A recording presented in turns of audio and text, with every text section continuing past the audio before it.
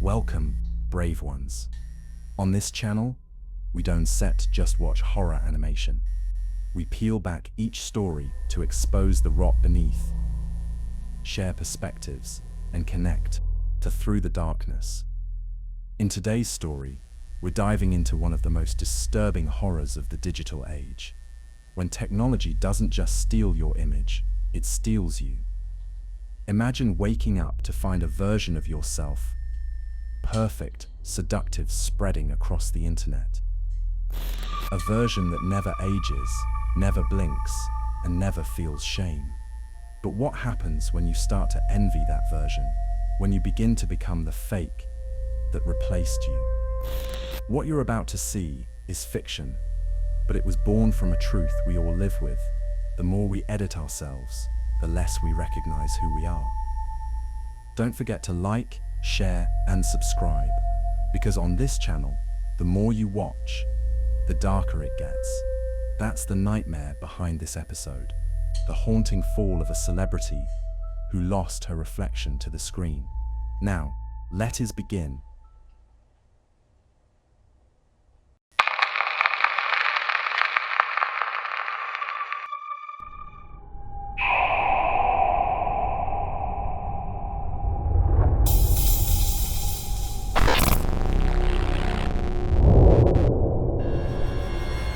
I used to be adored. They called me a natural beauty, effortless, untouched, the golden standard. Cameras followed me. Brands begged for my face. I was the fantasy, myth made flesh. I didn't need to try. I just was. Then came the DM. Didn't know you were on ONLYFANs. You're wild in those vids. At first, I laughed. A scam? A troll? I clicked the link. My breath caught. It was me, or it looked exactly like me. Naked, moaning, twisting, pleading. My skin, my voice, my movements. Even the faint scar on my left hip from a jet ski accident when I was 19. I, was doing things I'd never done. Things I'd never let anyone do to me. I felt sick, violated. I reported the account, threatened legal action. It was removed within hours. But the next morning, it was back. Different username. Same content.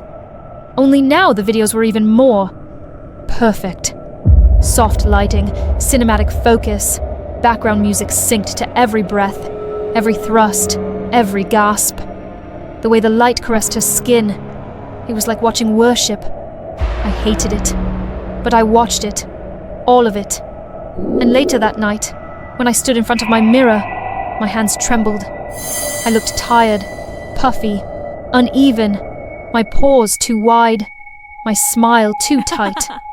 Not like her, not like the woman on the screen. It started with a little Botox, then lip fillers, new gym routine, new diet. But it wasn't enough. I went further. Cheek sculpting, chin reshaping, skin bleaching, rib contouring. Each surgery a step closer to the fantasy. I told myself it was to stay competitive, but deep down, I knew what I was doing. I was rebuilding myself to become her. My agent noticed. She said my smile didn't move right, that something in my eyes had gone. Still. Friends stopped texting. The silence got loud. I deleted them all. I launched my own ONLYFANs. I studied every movement from the fake videos. Every glance, every moan. I bought the same sheer crimson robe. I even lit my bedroom to match the artificial glow of her scenes. But the views were abysmal. Her account, the fake, was pulling in hundreds of thousands. Mine, a few hundred, maybe. The comments burned more than any scalpel. Is this even the same person? This is why AI cannot compare to human. This one moves like wood. $3. Not worth. $3. I used to make $3 million per film. That's when something snapped. I watched her videos obsessively, mimicked every movement, tilted my chin until it ached, smiled until my jaw cramped. I stopped sleeping. I stopped eating. My thoughts began to stutter, like corrupted data. Sometimes I'd walk into a room and forget where I was. Other times I heard her voice, soft, inside my ears, inside my head. During a live stream one night it happened. My camera's phone feed froze, but the video kept going. She was there, smiling, tilting her head, winking. "You want to become like me?" she whispered. I screamed and threw the computer. Shards of glass bit into my feet, but she was still there, staring back from the black screen, blinking out of sync with me.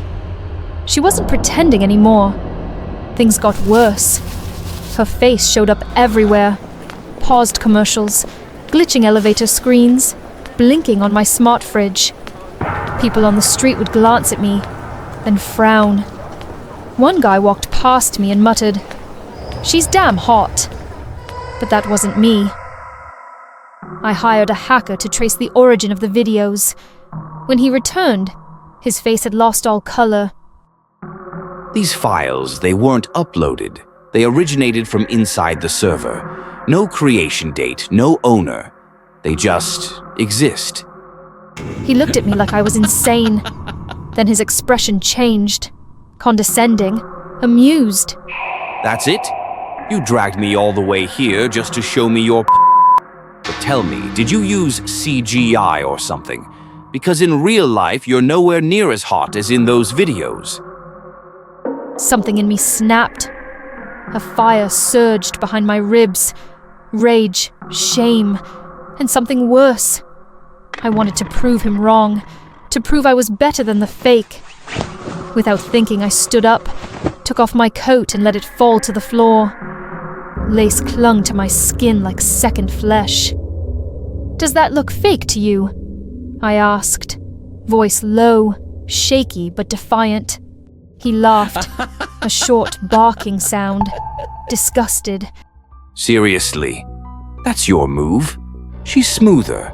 She doesn't try so hard. His eyes skimmed over me like I wasn't even real.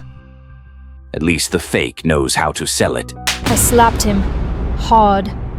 He wiped the corner of his mouth, spat at my feet, and hissed through clenched teeth. Oh, try harder! Then he left, and I was alone with the screen again. One night, while I was practicing in front of the mirror, mimicking her expressions, her poses, trying to become her, she stepped out.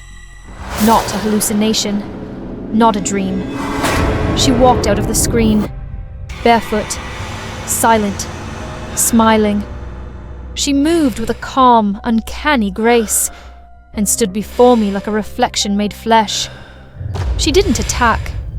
She didn't speak right away. She just looked at me, with a kind of pity, a knowing. Then she whispered, "You've been doing it wrong. Let me help." Her fingers touched my shoulders, adjusted my spine. She repositioned my hips, lifted my chin with one finger. Every movement was delicate, almost loving. She showed me how to breathe, slow, silky, seductive. How to smile like a secret sin. How to move like temptation made real. And for the first time, I didn't feel shame. I didn't feel fear. I felt seen. I felt right.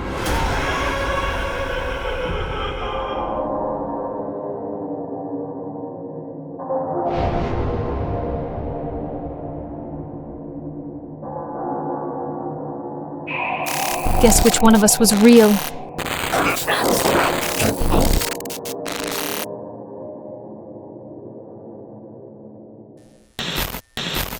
Welcome back to the Deep Dive. Today we are taking a really deep immersion into a powerful story. It's a fictional narrative, yes, but it functions like a psychological thriller, a really chilling one. Our goal is to pull out the critical insights this story offers about, well, modern celebrity, the whole idea of digital perfection, and maybe the terrifying way identity can erode now. with generative AI. Yeah, it's a story that feels incredibly relevant. Totally.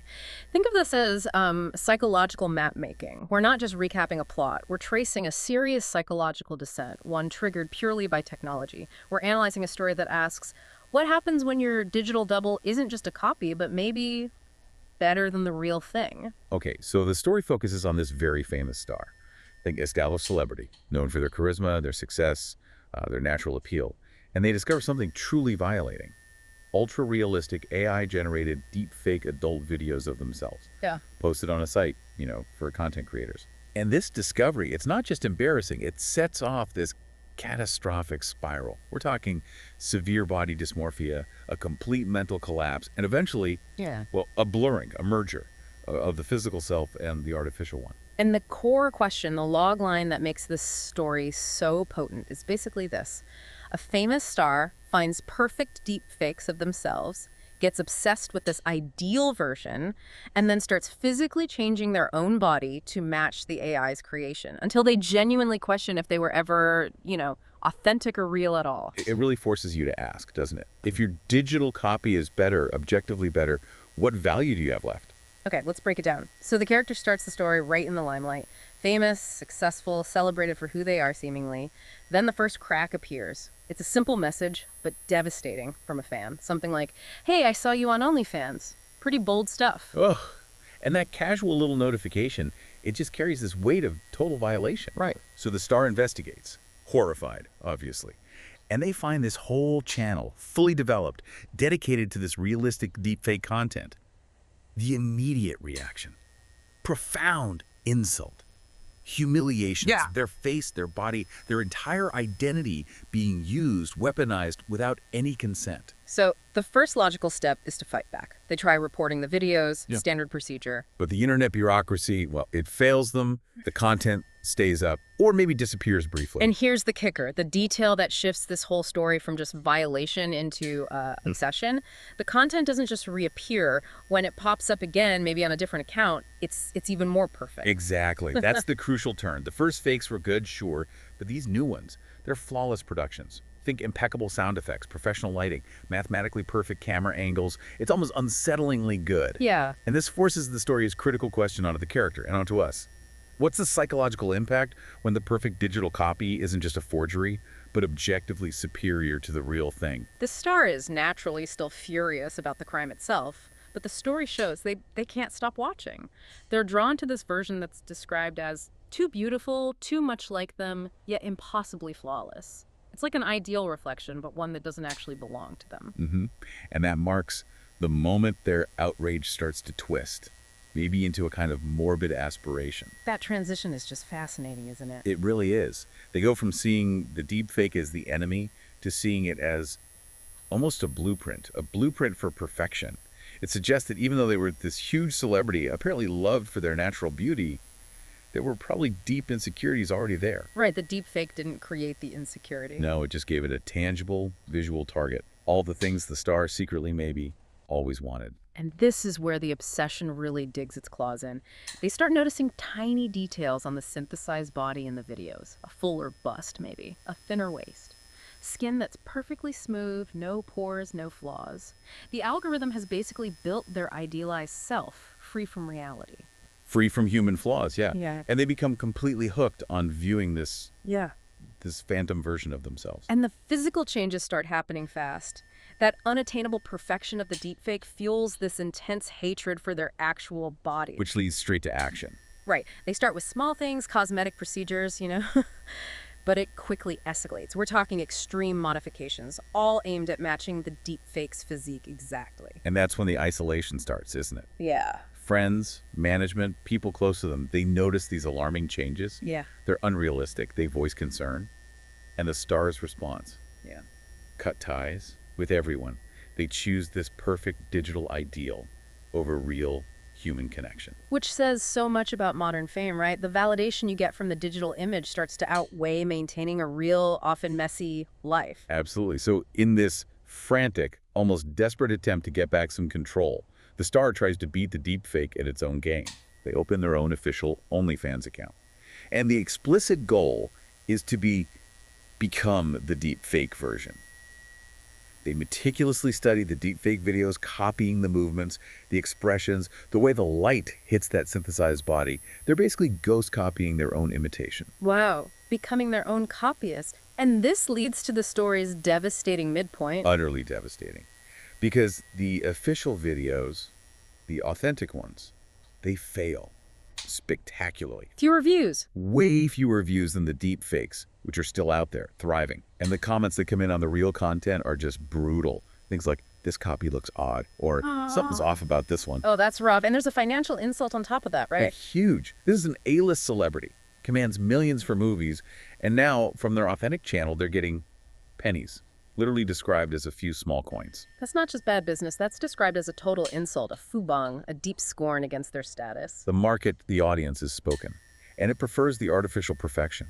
Which pushes them right to the breaking point, the complete identity collapse. Exactly. Because if your authentic self generates hardly any interest or money, and the synthesized fake is flawless and popular, you're forced into that crushing question, am I the copy? Is the deep fake the original? The whole digital economy seems to validate the fake over the real. And then the story takes a turn almost towards the supernatural or metaphysical. It does. During what seems like a normal live stream, the star notices something impossible. What happens? Their camera isn't actually recording them, but the monitor. It's displaying the deep fake version. Perfect, poised, smiling, and it winks directly at the real star. Chilling. And then the ultimate power shift. The digital entity speaks through the computer speakers. And it says, directly quoted in the story, now we switch roles. wow, okay. And at this point, the physical star is just shattered, completely consumed by the belief that they are the imitation now, the flawed copy. They reach a point where they literally cannot look in a mirror. The reflection isn't them anymore, it's someone else. And professionally. Dropped from contracts. Their audience turns away from this deteriorating, obsessively modified person. But the deepfake account, he just keeps posting flawlessly, mesmerizingly consistent. So this is the final erasure of the self. Pretty much. The star retaliates against reality itself, smashing mirrors, burning old photos, wiping their history, vanishing from all platforms.